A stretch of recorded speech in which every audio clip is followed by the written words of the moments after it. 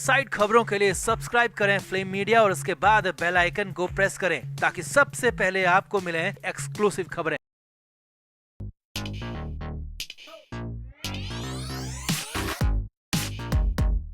महाराष्ट्र से बड़ी खबर है, मुंबई से ये बहुत बड़ी खबर है और इतनी बड़ी खबर है कि राजनीतिक भूचाल आ गया है। न सिर्फ महाविकास अघाड़ी बल्कि महायुति में भी कोहराम मच गया है, क्योंकि रविवार की शाम मुंबई में कुछ ऐसा ही हुआ। उद्धव ठाकरे और राज ठाकरे ने हाथ मिला लिया और साथ में बीएमसी चुनाव लड़ने की बात तक कही जा रही है। दोनों तरफ फोन कॉल्स की बाढ़ आ गई, कोहराम मच गया। तो क्या हुआ अचानक ऐसा रविवार की शाम, क्यों दोनों भाइयों ने एक साथ आने का फैसला कर लिया, सब कुछ आपको दिखाते हैं, बताते हैं। और कहां से फोन कॉल्स लगातार आ रहे हैं और क्यों आ रहे हैं, पूरे समीकरण अब क्या हो जाएंगे, किस तरह से महाराष्ट्र की सियासत ही बदल जाएगी, सब कुछ आपको दिखाते हैं, बताते हैं। आप भी इस वीडियो को शेयर करें, कमेंट बॉक्स में अपनी राय जरूर दें।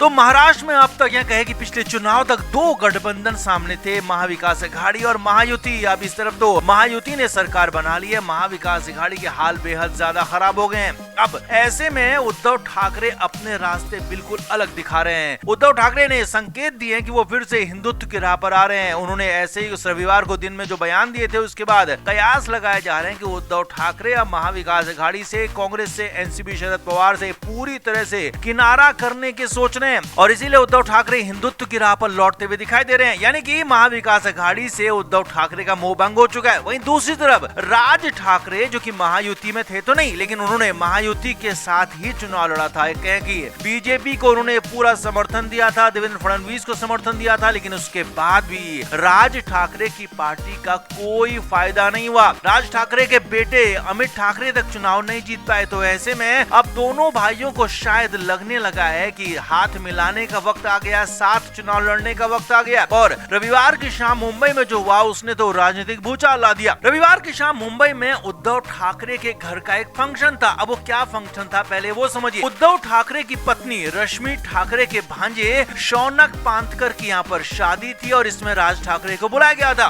तो वैसे तो राज ठाकरे उद्धव ठाकरे के इस तरह के कार्यक्रमों में पहुंचते नहीं है, लेकिन यहाँ पर राज ठाकरे पहुंच गए। जी हाँ, बांद्रा वेस्ट के ताज लैंडसेंड में हुए इस कार्यक्रम में कई बड़े राजनेता पहुंचे थे और राज ठाकरे भी सारे मतभेद बुलाकर, सारे गिले शिकवे बुलाकर शौनक पांथकर, जो कि रश्मि ठाकरे के भांजे हैं, उनकी शादी में पहुंचे और यहाँ पर रश्मि ठाकरे से मुलाकात की। जी हाँ, हालांकि उद्धव ठाकरे वहाँ पर मौजूद नहीं थे, उनसे मुलाकात हो नहीं पाई, लेकिन हाँ, आदित्य ठाकरे से, रश्मि ठाकरे से राज ठाकरे की मुलाकात हुई। काफी देर तक वहाँ मौजूद रहे और यहाँ तक खबर है कि अंदर खाने ये पूरा का पूरा मामला एक तरह से शांति प्रस्ताव स्वीकार करने के रूप में देखा जा रहा है। यानी कि राज ठाकरे को उद्धव ठाकरे की तरफ से जो शांति प्रस्ताव दिया गया था, शादी में बुलाया गया था, तो वहां पर राज ठाकरे पहुंच गए और माना यह जा रहा है कि अब दोनों ही नेता मराठी वोटों को, मराठी लोगों को एकजुट करने के लिए एक साथ आने की तैयारी कर रहे हैं। एक अखबार ने सूत्रों के हवाले से बताया है कि अंदर खाने दोनों ही पार्टी के कार्यकर्ता लंबे समय से मांग कर रहे थे कि एक साथ आ जाना चाहिए और अब विधानसभा चुनाव के बाद तो कार्यकर्ताओं का जबरदस्त दबाव है कि अब राज ठाकरे, उद्धव ठाकरे को एक हो जाना चाहिए, बाला साहब ठाकरे की राजनीति को आगे बढ़ाना चाहिए, बाला साहब ठाकरे के नाम को आगे बढ़ाना चाहिए, क्योंकि तीसरा आदमी एकनाथ शिंदे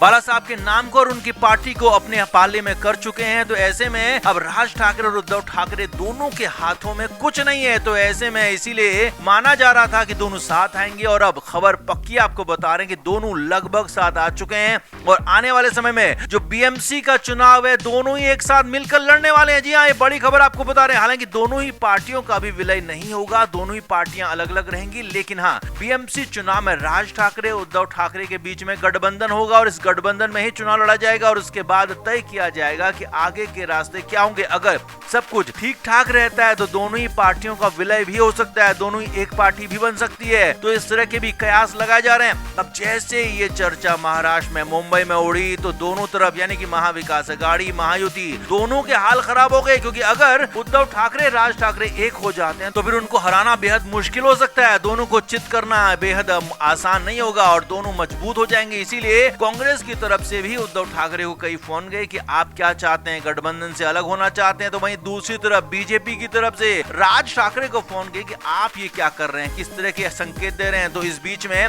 खबर यह है कि अभी दोनों तरफ से ऑफिशियल कोई बयान आया नहीं है, ऑफिशियल कोई बातचीत आई नहीं है, लेकिन हाँ, महाविकास अघाड़ी में, महायुति में दोनों तरफ कोहराम मचा हुआ है कि राज ठाकरे और उद्धव ठाकरे एक साथ आगे तो फिर हालात खराब हो सकते हैं। तो ऐसे में आपका क्या मानना है, क्या वाकई में दोनों एक हो जाएंगे? और अगर एक हो जाते हैं तो फिर महाराष्ट्र की राजनीति में कितना असर पड़ेगा? आप क्या मानते हैं? कमेंट जरूर करें, वीडियो को शेयर भी करें। तो नाना पटोले शुरुआत से ही उद्धव ठाकरे के खिलाफ बोलते रहे हैं और उद्धव ठाकरे के जो अपना अंदाज था उसके खिलाफ चलते रहे, और नाना पटोले शुरुआत से ही कहते रहे कि उद्धव ठाकरे के एक तरफा फैसलों, एक तरफा कामों की वजह से उनकी पार्टी को, उनके गठबंधन को हार मिली है। अब इधर इस बीच नाना पटोले ने खुद महाराष्ट्र में कांग्रेस अध्यक्ष पद छोड़ने की पेशकश की है और इसे लेकर चिट्ठी लिखी है कांग्रेस के राष्ट्रीय अध्यक्ष मल्लिकार्जुन खड़गे को और राहुल गांधी को। नाना पटोले ने कहा कि मैं हार की जिम्मेदारी लेता हूं और मैं अपना पद छोड़ने के लिए तैयार हूं, मुझे अपने पद से मुक्त किया जाए। अब ये कांग्रेस की सबसे बुरी हार भी है। महाराष्ट्र में इतना खराब प्रदर्शन कांग्रेस आया है कि उद्धव ठाकरे अंदर खाने कांग्रेस आला कमान के खिलाफ जाकर बीजेपी के साथ मिल गए थे, देवेंद्र फडणवीस के साथ मिल गए थे, और यहाँ तक कि एकनाथ शिंदे को साइड करने के अपने पूरे ख्वाब में, अपने सपने में वो इस तरह से घुस गए थे कि उन्होंने ये नहीं देखा कि शिंदे को साइड करने के चक्कर में उनकी पार्टी, उनका गठबंधन चुनाव हार रहा है। जी हाँ, सूत्रों के मुताबिक खबर है कि एकनाथ शिंदे को साइडलाइन करने की एवज में वो बीजेपी के साथ मिल गए थे, और हालात ये थे कि बीजेपी के साथ जुड़कर कई सीटों पर उन्होंने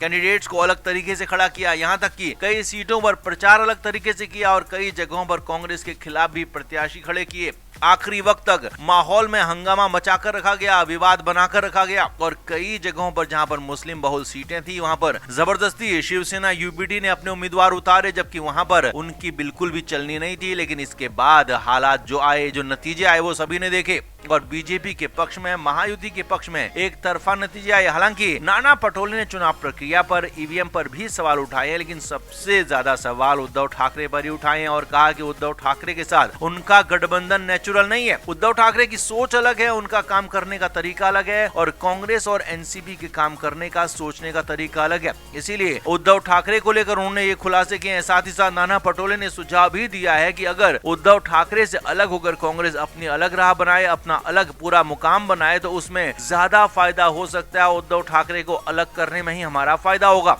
अब कुल मिलाकर बीजेपी के साथ, महायुति के साथ उद्धव ठाकरे की बात बन नहीं पाई, क्योंकि वहां एकनाथ शिंदे भी मजबूत हो गए, उन्होंने भी 50 से ज्यादा सीटें जीत ली और अब सरकार में शामिल हैं, डिप्टी सीएम बन चुके हैं। वहीं दूसरी तरफ इधर उद्धव ठाकरे के खिलाफ कांग्रेस के अंदर भी लगातार गुस्सा पनप रहा है, और जो उद्धव ठाकरे को लेकर पटोले ने चिट्ठी में लिखा, उससे साफ हो गया कि उद्धव ठाकरे को अब कांग्रेस भी बर्दाश्त करने वाली नहीं है। इससे उद्धव ठाकरे दो तरफा फंस गए हैं। एक तरफ तो बीजेपी उन्हें मुंह नहीं लगा रही और इधर कांग्रेस भी उनको छोड़ने के लिए तैयार बैठी है। तो आप क्या मानते हैं, क्या वाकई में उद्धव ठाकरे ने अंदर खाने डील की होगी? क्या अपनी ही बुरी हालत करवाने में उद्धव ठाकरे का बड़ा रोल है, या फिर कुछ और हुआ है मामला? कमेंट करके आप जरूर बताएं, वीडियो को शेयर भी करें। Flame media report.